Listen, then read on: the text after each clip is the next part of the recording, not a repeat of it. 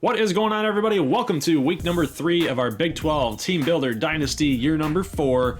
We're kicking today's action off with Shreveport going on the road at Wake Forest. Yeah, and here's something I didn't know. Paul Johnson is coaching Wake Forest. So this Surprise! I didn't do my scouting here, Apparently actually, because they're running triple option and they got old man on a motorcycle. There's some things that just don't fit. Yeah, I don't know. I see a sign that says "Scream" on it, but Scream for scream what? Scream. Just holler. Wake up. Wake Forest, wake up. Wake up. Well, the Shreveport Wake up. offense is gonna. Yeah, okay. Let's get going here. Shreveport offense is gonna have to wake up here. 2nd and 10 already, and there you go. That's what we want to see. That first down attempt was not very good. Sydal Riggins gonna bust this one for 17. And take a look at the blocking up front. Gotta love it right there. Gotta love everything that Shreveport's been able to do. In their entire program, they've been running the football. That's their identity, and that's what they're sticking with right here and right now. So already 43 yards on 3 rushing attempts for Sydal Riggins. He's already almost halfway to 100 yards. Shades of Andre Wingo. He's looking pretty good. He is pounding the rock here. But this is the problem with Shreveport right now. Jacob Calentella taking the sack. He is starting today. Kerry actually led them to a win last week, but head coach LaDuca said he's going to play matchups, and he feels that LaDuca gives him the best chance to beat Wake Forest today. Did have a big-time shot towards the end zone there on that last play, but it's going to be no good, and neither is this field goal attempt. That was a long one, so Kitayama. Yeah, but you'd like to see him make it, but regardless, yeah, nothing still. All right, Wake Forest running the triple option, and Newman, the quarterback, is going to get this one out to Stevens at running back. Stanley Stevens for 32 yards on his first carry. That's not good. That's not good. Not good. 4:30 left in the first, and they're running more of those triple options. Christian Beal this time takes it out for 19. So Wake is getting around on the edges, and you think of Shreveport's strength. They like to keep it inside the middle. Yep. Keep everything in the box, and Wake Forest is really, they're just stretching them out right now. And David Downing, the fullback, though, will win the war in the trenches there. Wake goes up 7-0. This is a pretty interesting matchup already right now. You guys can notice that there are some trends to watch out for in this game, and it's basically Shreveport's identity is running the football and being physical. They don't have a lot of big-time athletes. Wake Forest, you could argue, has some big-time athletes, at least better athletes than what Shreveport does. And you know what? When they go to the outside and utilize that speed, they're going to be really tough to stop here. So Shreveport going to try to do their best to try to open up that playbook and get Canatella going a little bit. Sydal Riggins, though, with a 1-yard reception on the swing route there, 3rd and 4. Rob Jackson going to get the first down, picks up 7, 2nd and 10. Canatella with the draw play to Riggins, going to get dropped in backfield for a 1-yard loss. Travion Red with the tackle for loss. We read that perfectly. Yeah, the draw play has been their go-to play so far in the early going. 3rd and 12, and Jay Ballmer was in motion, and just a really not a very good pass by Canatella. Did not lead the receiver whatsoever. Allowed the cornerback for Wake Forest to make a play on it, and they're going to settle for no points again already. All right, Wake still running option. Christian Beal almost gets the first down past the midfield mark here as the first quarter winds down. Jamie Newman gonna get the first down. So now we are in the second. Pitch is going outside again for about 10 yards. Stanley Stevens. They can't stop it. Nope. Even though they try to take it away, they just can't stop it. And even though it looked like on that one they were gonna stop it, didn't work out. So now they're starting to get a little penetration there. But it's still, they're going to get 10 yards. They can't do anything right now on defense. Nope. 5:40. Pitch goes outside. This one might help. There you go. Bradica. There you go. Going to come in and get the tackle. But now, because your safety's starting to creep up, try to make some tackles in the backfield, are you going to give up a big pass? They kept it in front of them, but that was the right play call for Wake Forest. They do get a field goal. Going to be 10-0. And why do we show kickoffs or punts? Because good things or bad things happen. And check this out. A really good return by Riley Robinson.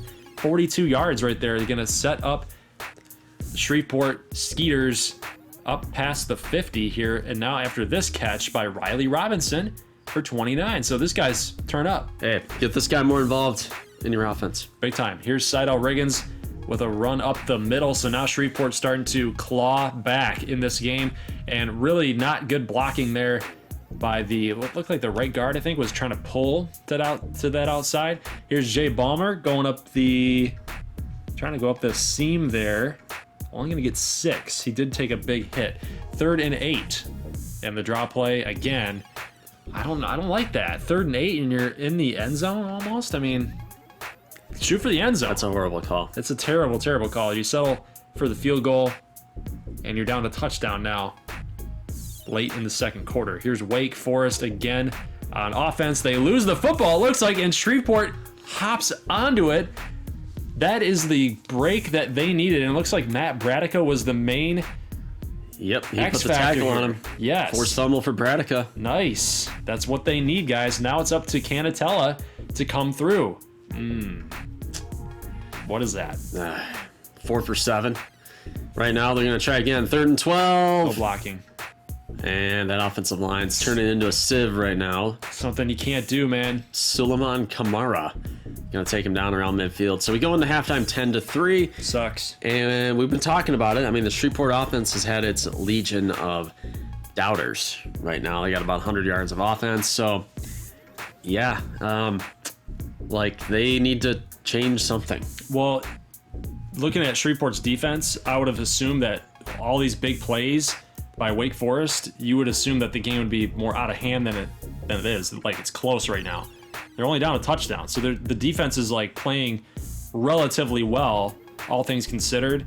But these gash plays like this, they got to get this figured out in order to stay in the game. That turnover helped them, but they should have cashed in. So there's a lot of opportunities for Shreveport that they have not been able to capitalize on.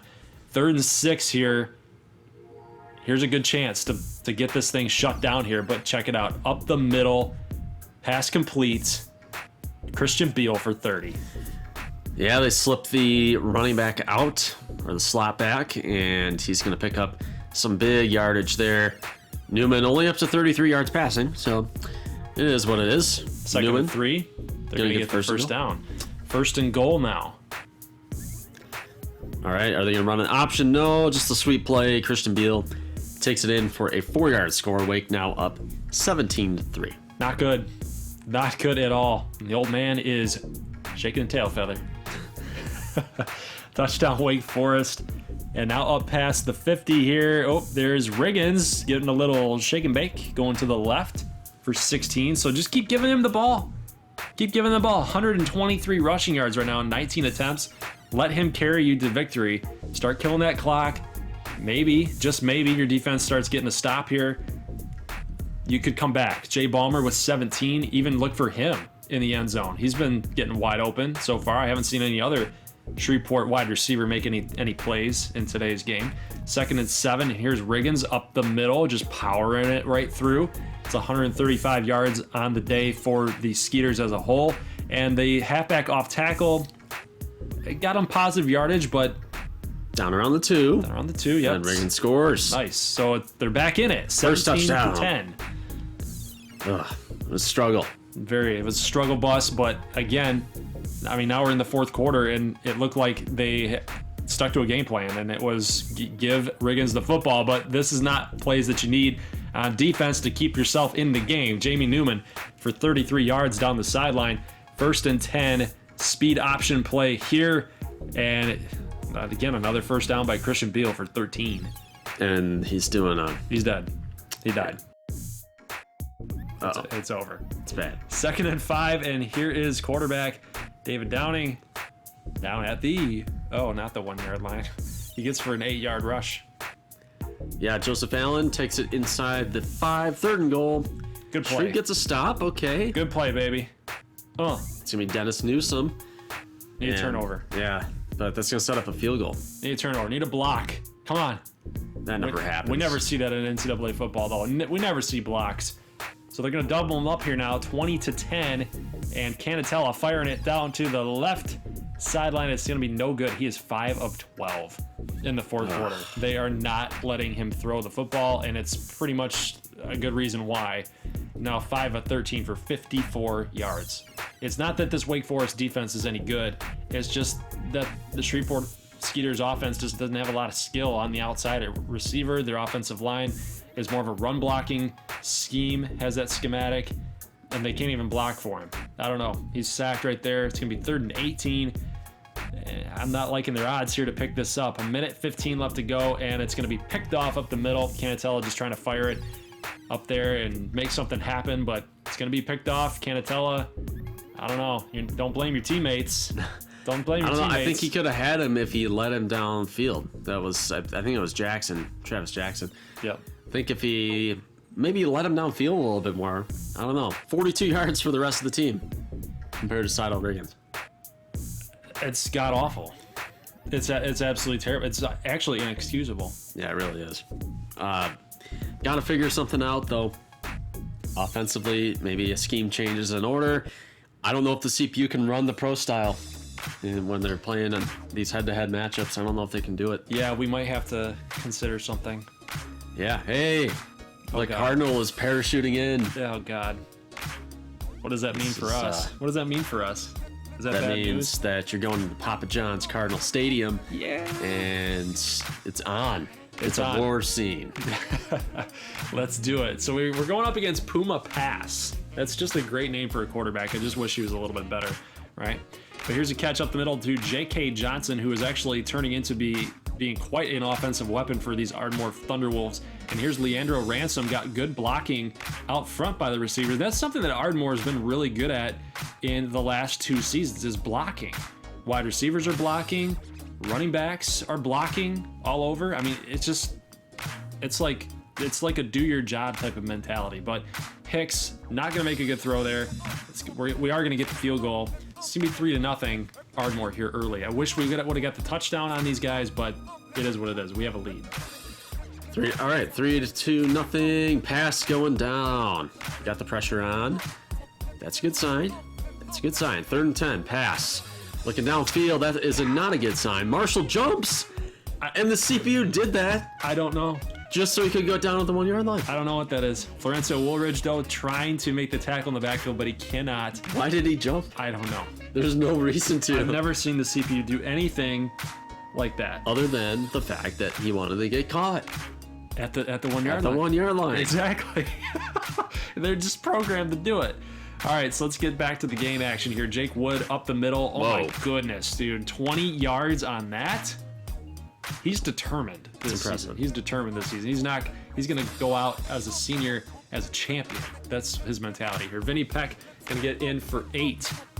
8-yard catch. And here is a run by Xavier Wiggins. Got blocking up front. He's going to take a kind of a heavier hit there, but we will get the first down here. 1st and goal.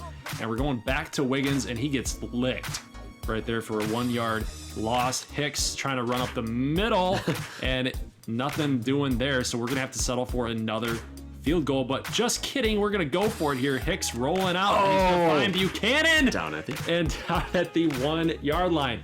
Replay shows that the ball did not cross over that white by a picometer. Oh, goodness. Let's call it about a picometer and a half. Picometer? Yeah. So we got a good situation here, though. We're going to try to get a safety on at Louisville. 7-5, right? It's a baseball type of sport. Happen. But it's not going to happen here, as you said, as Dave Williams is going to get a 3-yard catch. 3rd and 9, pass up the middle to Fitzpatrick, and Diggs lays the lumber, but not after they do get the first down. They had him behind the line to gain. It's true. Just tackling at this point, this young Ardmore defense, and check it out. The defensive lineman Russell Link has to go up and make the tackle from there. What's going on with your secondary here? They gotta wrap some people up. They're young. That's just the way that it is. Puma Pass is eating them alive right here. And here's Boyd. Hey. Yeah, nice play there, but he's going to try to... Why would you take it out? I don't know. He's a freshman. True freshman mistake.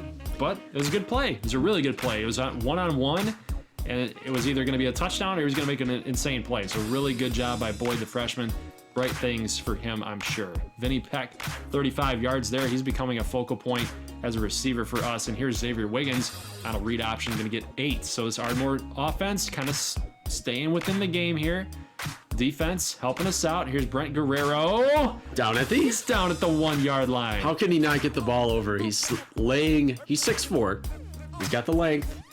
He's laying on a pile of bodies with the ball hovering over. All you got to do is just move it forward an inch, and you score. But you do get the touchdown. So J.K. Johnson. And here's McKinney, linebacker, not supposed to be on a receiver or tight end. Receiver. That was with 50 seconds. Yes, with 50 seconds left to go. And you know what? That's how you said it in the last video. That's how you attack Ardmore right now this season. Is just sling it deep, man. These guys are having miscommunication all over the field right now. It's just a very young secondaries. But we're going to try to get into at least field goal position here. Kick that field goal, get it down to a 1-point game, but we don't get the first down. We're going to have to give it back to Louisville, and another pass complete. They're going for the field goal. Yep. Wow. So how this whole game has now changed, they could go up by a touchdown here with a field goal, and they're going to go to the outside. Can't cover it in that man coverage, can't do it. 7 seconds to go, though. This is an interesting call, and they get dropped. They don't have any timeouts. Down at the 1 yard line. So they do kick the field goal here. It looks like maybe they did have a timeout. They called it as soon as they landed. But yeah, it's going to be 17-10. Louisville at the half, beating number 4 Ardmore.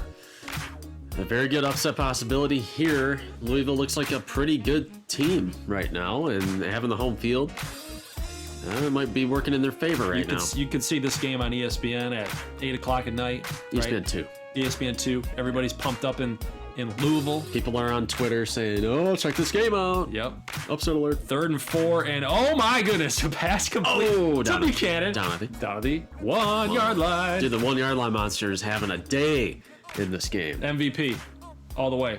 I don't know how Hicks saw that was open. I don't know either, but it was a great throw when he let him. 2nd and goal. Nothing open. Oh, come on, Hicks. Just blow by a defensive end, and he's in. 3rd score. And we're now tied. 17-17 here, late in the 3rd. John Hicks with that elite speed. Very elite speed. I would not be surprised if he runs at least a 4.5. Probably at the combine. Yeah, I'm sure he does. Des Fitzpatrick going to get in for 15. Bringing the engage 8. Yeah, it's a risky play call. Josh Johnson going to get for 12. Andrews wrapped them up one-on-one. A couple blockers downfield. That could have been bad. Bringing the blitz here, and both guys took the running back and not pass, and he's going to go to the left for 29 yards. So Louisville, again, doing some really good things with their offense against this young Ardmore defense. And here's Marshall just wide open. These guys, for whatever, they can't cover these experienced receivers right now. Nope, and Louisville is still hanging in there. So yeah, you're definitely in trouble now. Yes, late in the 3rd, 1:20 left to go. Yeah, it's starting to get a little bit dicey here. Guys are tensing up a little bit, but here's a nice pass complete to Brent Guerrero for 16. He's been getting a lot of run here on this drive, and Odell Streeter going to pick up 5 yards there. So it's good to see that the other running backs for Ardmore are starting to get it done here on this drive. Here's a pass complete to Wiggins, and what a little, just a little move, just a little sweepy, like, whoop. I thought we were going to have another one. Another down at the 1? Yeah. Well, we're tied now, 24-24. In my head, I was like, dive. For the love of God, dive. Yeah, and then he would have fumbled. Yeah, you're right. Fumbled in the end zone. Game over. 5:56 left to go, and a pass complete on a 3rd and 7. A great stop there by Ardmore's defense. Rolling out, play action roll out there, complete to J.K. Johnson. And look at it, he's going to pick up even more yards there. Now he's got 26 on that play. Now Ardmore's threatening here, and here we go. Pass complete to Odell Streeter. Get in the end zone! He does not. He gets dropped at about the 3. It's good for 20. Double back set here. Slipping it to Wood. There you go. 3 yards score. 31-24. Hicks, 3 touchdowns. And yeah, the extra point's no good. I hate kicking extra points. And now that might come back to bite you. Am I going to get screwed here? 24-30. We're only up 6. Pass complete to Josh Johnson for 8. 3 minutes and 36 seconds left, guys. He's trying to pump up the crowd. 3rd and 6. Oh, God. He's going outside Fitzpatrick. So, God. You had him on the ropes there. 3rd down, but they convert. 1st and 10 for pass. Going outside to Desi McDonald. for 2. You got 2nd and 8 right now. 2 minutes left. They're running. Wide open. With Williams. Wide open. Make the tackle. Diggs can't. Apollo Warren can't make the tackle. Dude, Dave Williams and Louisville wants this upset so bad, but really good play there by Florencio Woolridge and Apollo Warren, excuse me. And we're gonna get to a 3rd and 10 with a minute. Got him right where you want him. Oh, what a play! He knocks it loose. 4th and 10. We got one more shot. Don't give it up. No, the touchdown. Who is Britton? I've never seen that name in my life. Your secondary. You got a bunch of no-namers. Javon Britton. Or Jevin Britton. It's 31-30 with 56 seconds left, guys. Okay. We're gonna need a big return. Odell Streeter gonna take this out, and we get a block from Jake Wood. Come on, baby, the spin. Whoa. Oh, go. He's gonna get dropped at the 49. At the 49, we got 49 seconds left too. This is the Ardmore we all know and love. Just keeping it close. Hicks rolling out to the right. He's got nothing open. Nothing open. Cheese in the game. No, there's nothing open. Nothing open. You roll it out. Cheeser. God. Hey, if I'm guilty of cheesing on that, what do you got to say for yourself? That's not cheesing. I don't do it every play. Okay. 1st and 10, 40 seconds You left only to do go. it when you need a field goal. Oh, Chiquendu. Gonna get dropped at about the 15. It looks like maybe the 20. That's his 2nd catch for 30. So yes, we do have the field goal in the bag here. Let's just run this clock out and get in for a W here. Wiggins gonna get a 1st down. 25 seconds left to go. That's only 8 rushes for 45. But guess what, guys? We're going for the touchdown. Okay, that's a risky call, but yeah. Hey, if your kicker missed an extra point, what's going through his mind right now? I am gonna just probably kick this extra point or either go for 2. And we go for 2. For 2, you get it. Get it. 1 second left for pass. What's he got? Oh, nothing. Nothing. So, guys, Ardmore gets the W. What do you say about that? I'm being accused of cheesing. However, That's all in good fun. However, in real life, if there is nothing open, what are you gonna do? Roll out to the You're right. gonna roll out. You're gonna try to keep the play alive. All right, well, hey, I'm the #1 cheeser of this game on the planet, apparently, according to these people. So we're going to check in with the Prairie Dogs playing against Toledo. We are averaging 33 points a game, and we're feeling pretty good. But the Glass Bowl is a tough environment to play, in which to play. And we're going to start this one off. Jontavius Nichols, the new kick returner, and we are having some success with him. Does not have the breakaway speed that Okafor has, but the guy can break the first tackle on the kick return. That's what I really like about Jontavius Nichols, even for a guy at his size. 2nd and inches here. Kimmerling is going airborne. You got Graham Keith in there, handing off to LaBelle. Getting stuffed.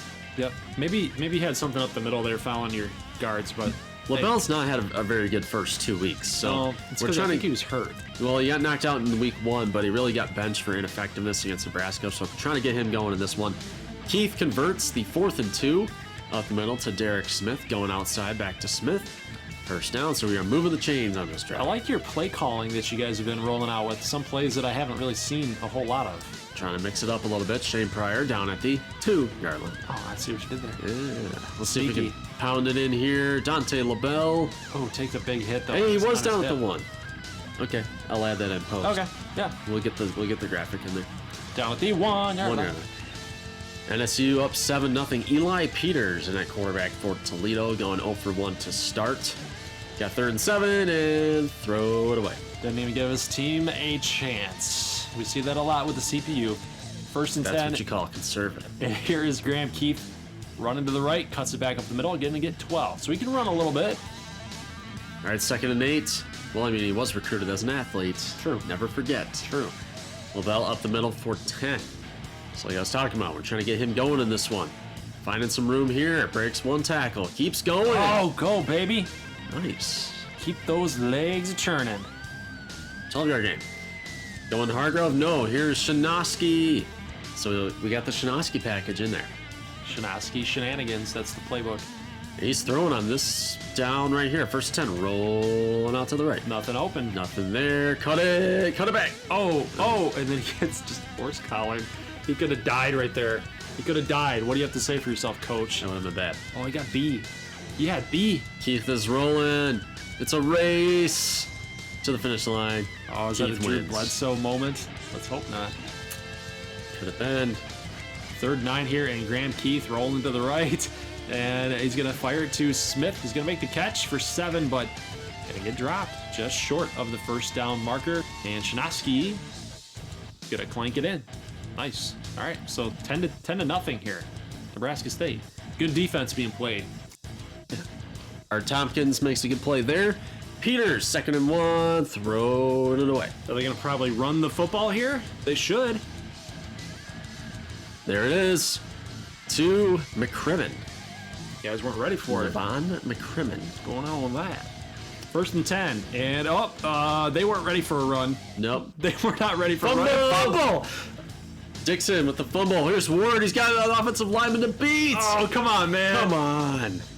You gotta go. Where are the wheels? You're not gonna get a lot of opportunities like that. That should have been a touchdown from Brenton Ward, but he could not run an offensive lineman, so that is where we are going to start with this possession. That play was messed up from the start. Yeah, it really was. I mean, they thought a run was coming. Wasn't. It was just bad play overall by Toledo. It was. You gotta take advantage of your opportunities here, but Nebraska State does not. They only get a field goal. You would like to see the touchdown be made. Right. Offense pick up the defense miscue. Yeah, we're going to skip ahead here. Late second. We got 1:44 left. Keith back with the football. 13 to 10 going to Kimberly. We got him for 16 right there. All right, a pass the 30. Going underneath to LaBelle on 2nd down. Picks it up. So not a game of really big plays for Nebraska State. We're just stinking and dunking down the field. 3rd and 4. That's really the only thing they're giving us right now. Yeah, I mean, there's no reason to force it right now unless you get out to a bigger lead. Maybe 20 nothing, 16 nothing. Then I'd start just slinging it, honestly. And then you got a really good throw here to Jeff Anderson for the touchdown. You guys are up 20 to nothing at the half. All right, let's see if our Hail Mary defense has improved at all, and it hasn't. Has not. Because Neru Nshaka gets a 43-yard catch. But we're going to go into the half 20 to Zippo. I'm happy. I like what I'm seeing out of Nebraska State in the last. Oh, okay, what's going on here? What's up? What's up? Yeah, that was a screw up. Well, anyway, I like what I've been able to see out of Nebraska State for the last 2 weeks, and heading into this week, you talked about the fact that Toledo was going to be a tough environment to play in, but it doesn't even look like you guys are even phased at all. And Nope. You're playing really, really well. And here's a deep throw by Graham Keith. And just like we talked about, you guys are up 20-0. Just be a little bit more aggressive. Try to make some big plays happen. But, you know, he'll do that from time to time. Keith will take his shots. Sometimes it pays off. Sometimes it doesn't. I thought he had enough to push the ball downfield a little bit more, and he hung that one up there. So here is a first down by Toledo, Reggie Gilliam for 15. 2nd and 10, though. And you guys are bringing a little more man coverage on this not super athletic Toledo team. It's probably a good call. 3rd and 13, and Peters going to fire it out to his running back in nothing. Halfman. So really good job by Nebraska State to shut down Toledo after that turnover. But they do get that field goal. It's going to be a 17-point game here, and now you guys are just thinking about maybe just grinding the clock down and getting out of here with a W. Yeah, it's just one of those kinds of games. Here's Keith on 2nd and 10. Can he hit him? Kimberling. They got some kind of connection going on. Yeah, that tippy-toe catch right there. And look at Hargrove. Oh, get in the end zone. Yeah. Did you see that? That was perfect. That was such a good blocking scheme. Those two linebackers looked like they had him dead to rights, and then he just blew right by him. Watch this one more time, guys. Phew! Right through there, and really good blocking at the second level. Awesome job. Nebraska State, they've got a lot of good things going on this season. They really do. I mean, hey, the fact that we got past Oregon State and Nebraska, like, it looks like we're going to be heading into conference play undefeated. If we can get by Ball State, and we'll talk about that game later, but hey, got to put away Toledo first, which Yep. I think we're in the process of doing. 3rd and 3, a little missed opportunity there to tackle Peters and kind of seal this game, put this game on ice. So they're still pushing it, but they're going to go McCrimmon on a pitch. And the 3rd down pitch is another one of the CPU's favorite plays. That never really usually works. No use to go backwards. Another when you're doing interception. that, Another interception. yeah, we're doing everything we can to keep Toledo in this thing. Graham Keith is Hey, when I said a little bit of Brett Favre, I meant it.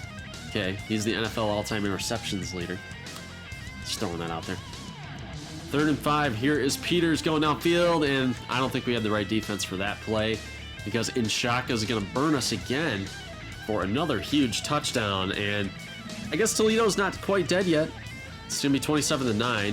2-point conversions failed. Here's LaBelle. Go, baby, with the hole. go. Get those yards per carry up. Salvage the yards per carry. Oh, I don't know what 87 was doing there, though. I mean, you gotta book it for your running back and try to get that block on that guy to help your running back out with the ball carrier and get that touchdown. But oh, what a catch by Pryor! A really good throw by Keith. I mean, again, he takes his shots, but a really good catch by the receiver to help his quarterback out. Jontavius Nichols for 9, 3rd and 2.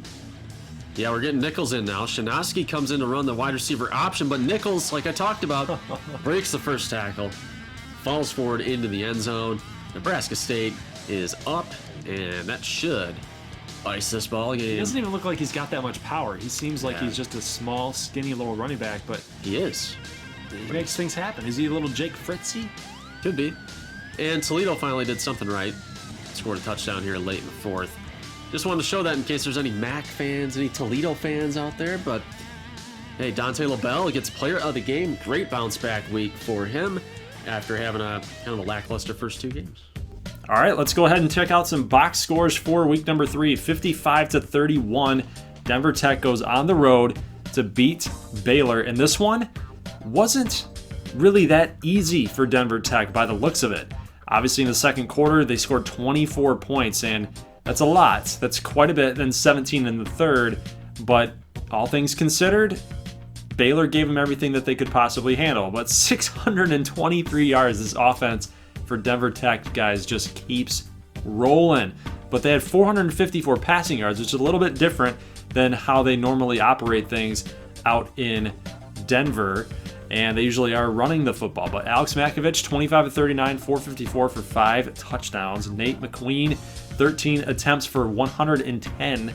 And then Scott Thomas, one of the youngsters for the rush, chipped in a little bit as well. And then Elliot Hushka, 10 catches for 218, 2 touchdowns. And then Jacob Woodstrom also had a big game, getting 2 touchdowns himself. And then we see McQueen with a touchdown as well.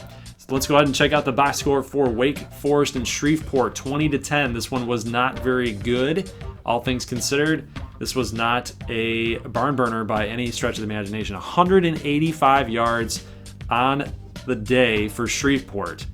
Not good. They have some questions to answer as far as quarterback. The run game was good though, 131 rushing yards on the day, and their quarterback for Wake Forest didn't even throw. 2 completions, 2 attempts, and I would even argue that was better than Jacob Canatella's performance today. It was just not good. Look at the receiving receptions. Jay Ballmer, the tight end, 2 catches for 23, so no other wide receivers other than Travis Jackson had a catch.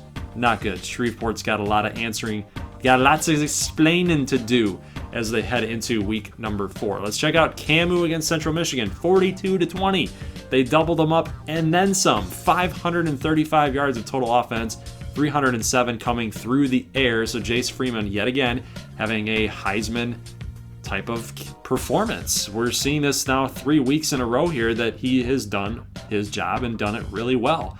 Had 3 scores today. Unreal. Jace Freeman, 8 attempts for 22. Doug Flores, one of the top recruits a few years ago, chipped in as well. And then Jameel Carter, yes. 5. I want to see him do well. 5 receptions for 118 and a score. The Jameel coming out party is happening, as one of our subscribers, Corey Karhoff, likes to always comment.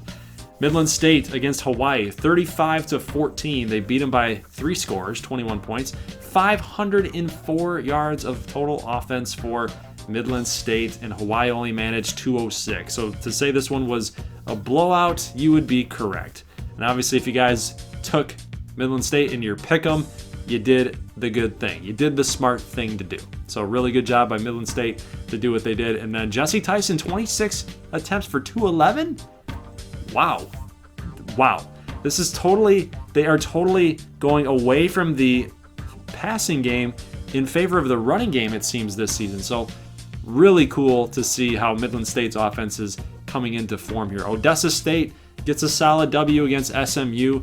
SMU boasts a pretty decent offense, and it's really good to see that defense for Odessa really stepped up in a big way in today's game, and then ended up getting the W. So they moved now to 1-1. Cameron Willis had himself a very efficient day, 77% completion percentage, over 300 yards, had that one interception, but only threw 7 incompletions.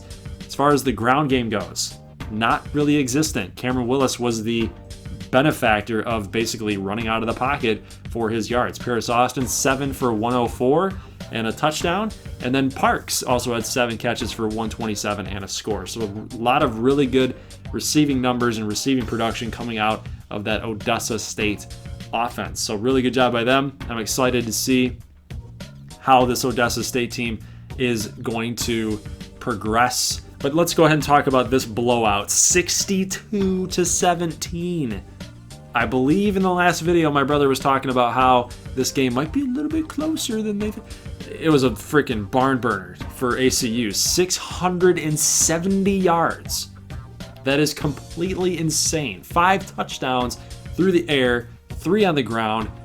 Orpheus McConnell came in, threw a touchdown on 1 of his 3 completions in his 3 attempts. And then Joe Russell went off as well. David, 13 attempts for 120 yards. Aaron Penner, 93 rushing yards there. Jackson Lunhall, 6 for 108. And then Orquan Ostrander, 5 of his catches, 3 of them were touchdowns, averaging 27.4 average yards per reception. All right, let's talk about the game that we just saw, Nebraska State against Toledo. Nebraska State had a pretty decent game, I would say, all things considered.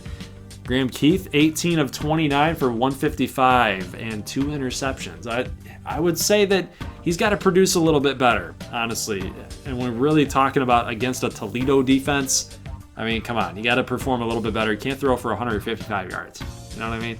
And 2 interceptions. I know he's got a little Brett Favre in him, right? He's going to be throwing a lot of Hail Mary type of passes and trying to force things and into coverage.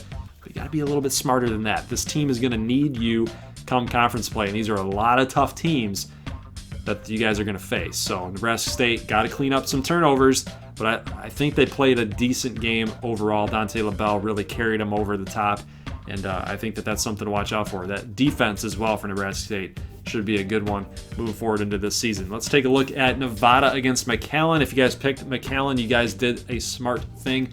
28-21, so a little bit closer. My brother was right. He said Nevada would give them a challenge, and they did. 410 yards for McAllen, gave up 302 to Nevada. Let's see, turnovers. Nevada was only intercepted by one time, so that's okay. It's all right. McAllen, you'd like to see them force a little bit more turnovers, kind of like what Denver Tech used to do, and that would be a really good thing for them. Give Harkless Blair and that Leroy Jackson offense a little more opportunity to put up some points. But I think it was a well-balanced attack all the way around. You saw a bunch of guys got involved in the rushing game. Passing game was decent. Matt McDaniel, over 80 yards. Andres Buckley had 18 attempts. Blair, 12. Wade, 10. 80 yards apiece for Wade and Buckley. Blair had a touchdown with 53.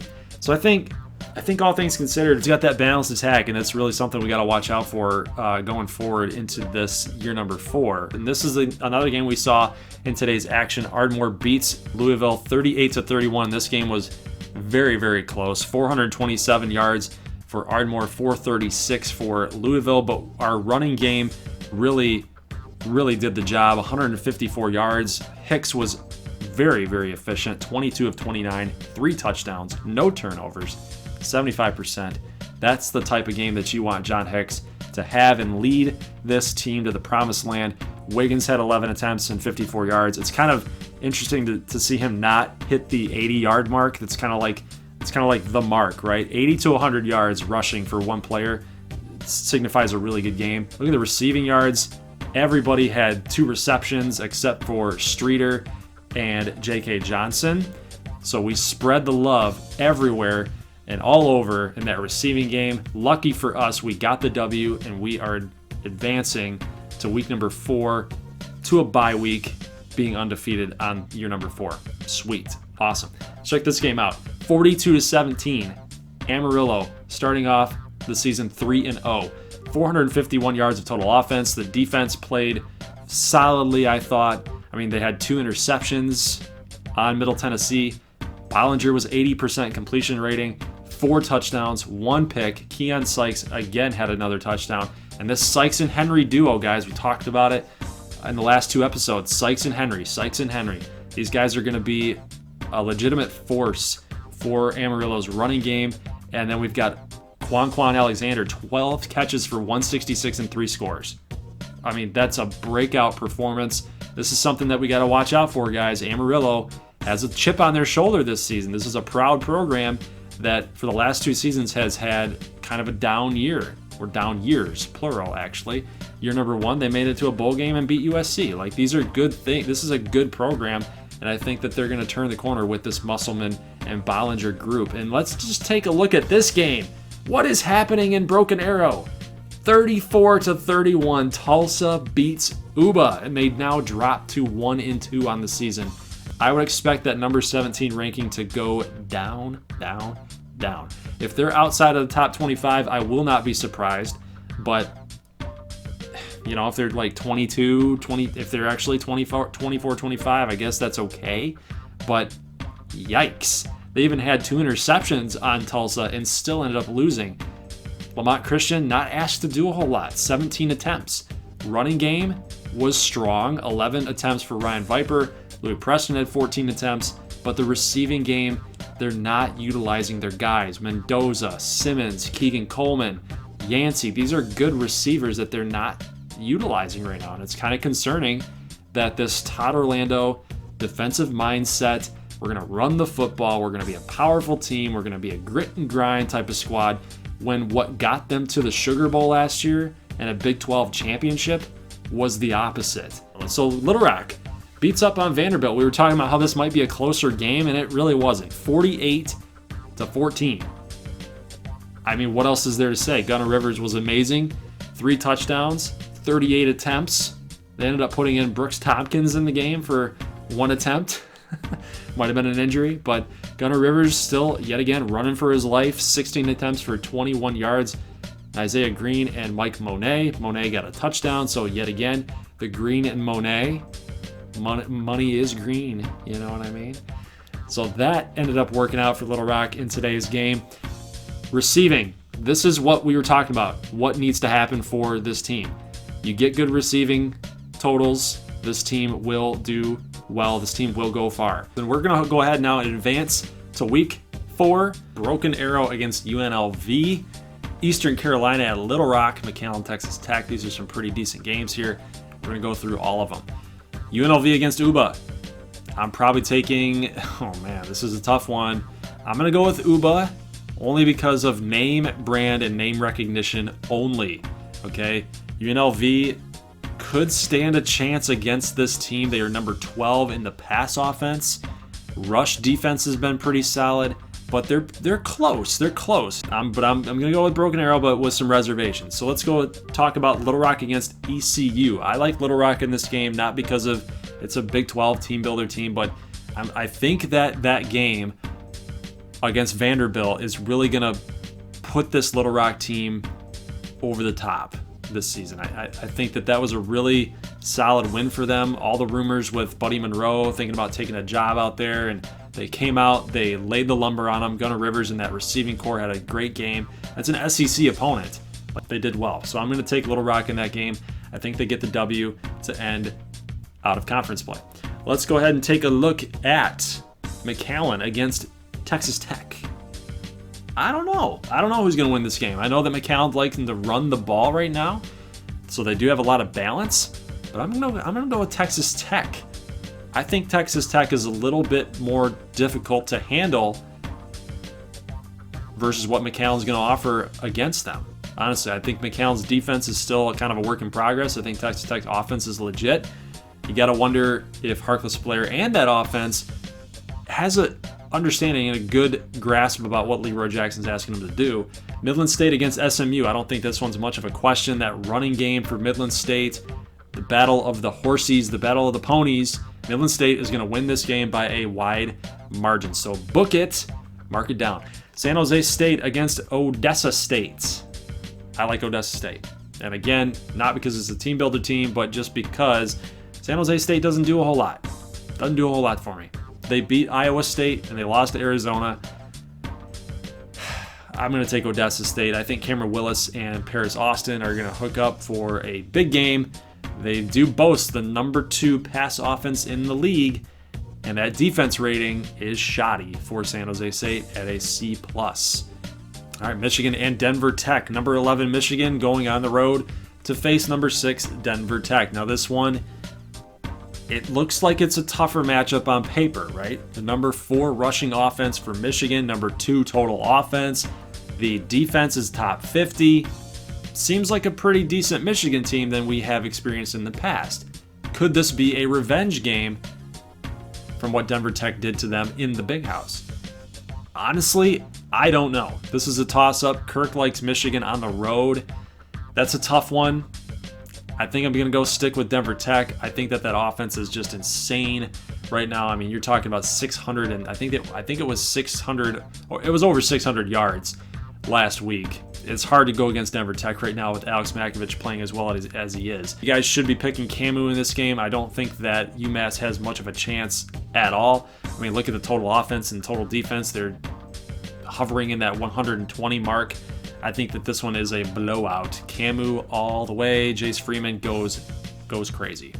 Stanford against Amarillo. I am taking Stanford in this game. I think that, it's just too much. It's too much for Amarillo right now. Could they sneak an upset on Stanford? It's very possible, given the mojo and the moxie that they have shown under this Brock Musselman and Rhett Bollinger dynamic duo that they've got going on, plus the dynamic duo in the backfield with Sykes and Henry. You know what I mean? I think that the Amarillo Armadillos might put up a fight, but I think Stanford's just too strong right now. I'm going to go with Stanford. And by the way, do not fall for the total defense for Stanford. The Pac-16 right now is a very, very tough conference. Let's go ahead and look at Shreveport against Southern Miss. This is another tough game. I know these two teams played in the past. I'm going to go with Southern Miss. I don't think that Shreveport on the road, they played the last game on the road, didn't look good.